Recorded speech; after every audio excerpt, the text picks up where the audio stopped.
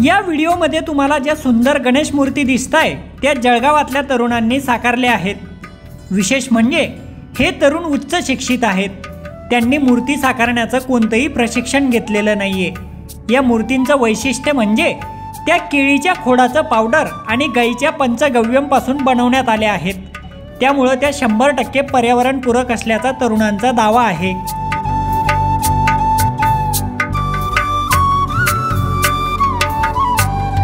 विनय आणि साहिल ठाकूर त्यांचा मित्र तेजस गवळी यांनी या गणेश मूर्ती साकारल्या आहेत। ठाकूर भावंडांची लहान बहीण हेईशा रंगरंगोटी करण्यात त्यांना मदत करते। जळगावातील गणेश कॉलनी परिसरात ते राहतात।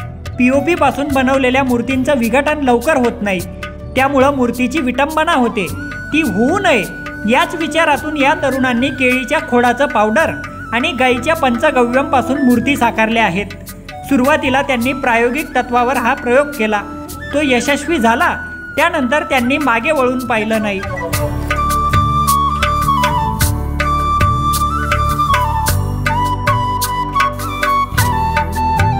आपण केळीचं जो खोड असतं त्याचं फायबर निघतं। फायबर काढलेले जो पार्टिकल्स असतात आपण ते यूज करतो, त्याला क्रश केलं जातं, ग्राइंड केलं जातं, त्याच्यामध्ये डिंक वापरलं जातं, त्याचं फाईन पावडर बनवून त्याला भिजवलं जातं 2 दिवस।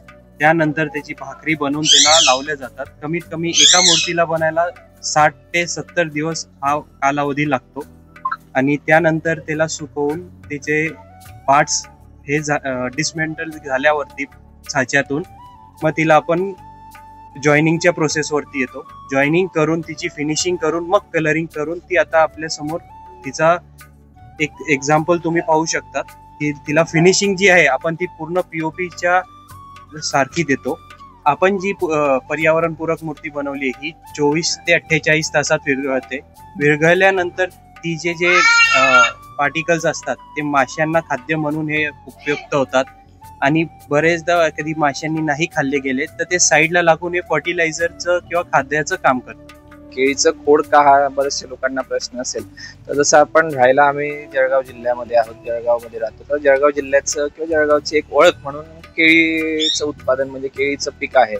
मग त्या केळीच्या पिकाला आम्ही एक बरेच दिवस वर्षांपासून की काहीतरी आपण ओळख निर्माण करायची, जळगावची काही वेगळी आपण आपल्या ओळख निर्माण करण्यासाठी काय वेगळं करू शकतो। तर मग केळीचं खोड आता आम्ही बरंच पाहिलं की जे आपले केळी आहे, केळी काढल्यानंतर त्याची पानं आहेत किंवा जे स्टेम आहेत, जे केळीचे खोड आहेत ते वेस्ट मध्ये जातात किंवा बऱ्याच वेळा काय होतं की बाहेर आपल्या इथे वारा वादळ येतो, त्यामध्ये बरेचसे यांचं नुकसान होतं, केळीचे खोडाचे पुढे घडच झोपतात।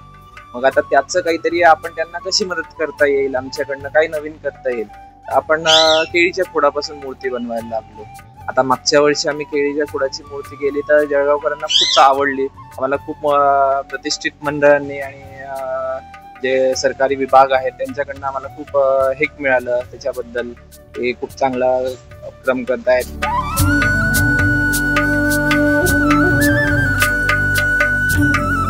या तरुणांनी साकारलेल्या मूर्ती या पीओपी आणि शाडू मातीच्या मूर्तींना उत्तम पर्याय आहेत। त्यांचं वैशिष्ट्य काय आहे तेही पहा।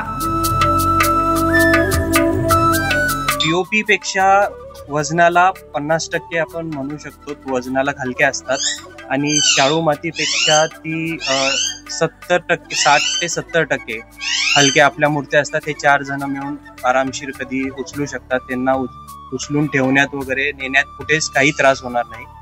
आणि आपला जो सौंदर्याच्या बाबतीत तुम्ही म्हणाल तर आपण फिनिशिंग मध्ये आणि डिटेलिंग मध्ये काम करतो। तुम्ही आपले डिटेल्स वर्क बघू शकता, आपण फुल डिटेल देण्याचा प्रयत्न करतो एका देवाच्या बाबतीत की बघ कुठे कसं डिटेलिंग वर्क होईल, आपण हातापासून पायापासून डिटेल वर्क देतो। या वर्षी त्यांनी एक नवीन प्रयोग केलाय। गाईच्या पंचगव्यमपासून त्यांनी मूर्ती साकारल्या आहेत। या मूर्तींचं वेगळेपण काय आहे ते पण पहा। यावर्षी आम्ही पंचगव्यम गाईच्या शेणामध्ये मूर्ती बनवतो आहे। तिचा आम्ही अजून लुक रिव्हील नाही करत, पण तुम्हाला काहीतरी तिचं आम्ही दाखवूया। तर पंचगव्यम काय, तर पंचगव्यम गाईचं गौमूत्र, गाईचं शेण, गाईचं तूप, गाईचं दूध आणि हे आहे, तर त्याच्यामधून आपण बनवतो आहे। आता त्याचा एक आम्ही तुम्हाला सॅम्पल दाखवतोय बघा. हा उंदीर आहे. आता हा उंदीर मामा जो आहे तुम्ही म्हणणार बाहेरून की आता नॉर्मल आहे, पण नाही बघा. आता आतमध्ये पाहणार हा पंचगव्यांपासून बनवलेला आहे आम्ही. आता याचं काय की वजनाला हा अतिशय हलका, म्हणजे जी आमची बनाना स्टेमची मूर्ती ती पीओपी पेक्षा 50% हलकी आणि केळीच्या खोडाची डायरेक्ट 25%. आणि मजबूतीला पाहिलं तर अगदी मजबूत, असं नाही की कायच्या शेणाची मूर्ती आहे तर ही नाही. आणि ही जी याच्यापासून जी पंचगव्यांपासून जी मूर्ती बनलेली राहील हे पाण्यात विरघळणार सेम तसंच 24 ते 48 तासामध्ये विरघळून जाणार. पण मग विरघळल्यानंतर असं म्हटलं तर तुम्हाला माहिती असेल तर जे गाईचं शेण असतं त्याची गौरी कधी आपण जाळली तर ऑक्सिजन क्रिएट होतं. आणि गाईचं शेण तुम्ही पाण्यामध्ये टाकलं तर ते गढूळ पाणी जे असतं किंवा जे न पिण्याच्या पतीचं पाणी असतं त्याला शुद्ध करून पिण्यापत करतं. आणि ते जे शेणाचे जे पार्टिकल्स आहे ते आपण पाण्याच्या कोपऱ्याला किंवा हे लागलं तर त्याने नैसर्गिक खत तयार होणार. त्यापासून आपण ही सुबक सुंदर मूर्ती बनवतो आहे.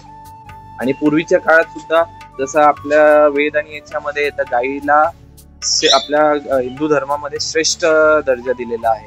आणि त्याच्या शेणापासून आता आपण कितीतरी होम हवन आहेत किंवा बरेचसे पूजा धार्मिक कार्य करतो, त्याशिवाय होत नाही गौमित्र आणि शेणाशिवाय.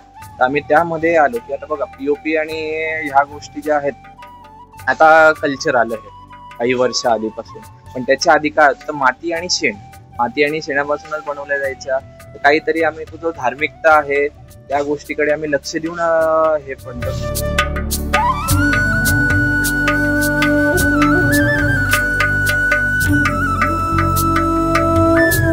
तुम्हाला ही स्टोरी कशी वाटली ते कमेंट बॉक्समध्ये नक्की सांगा.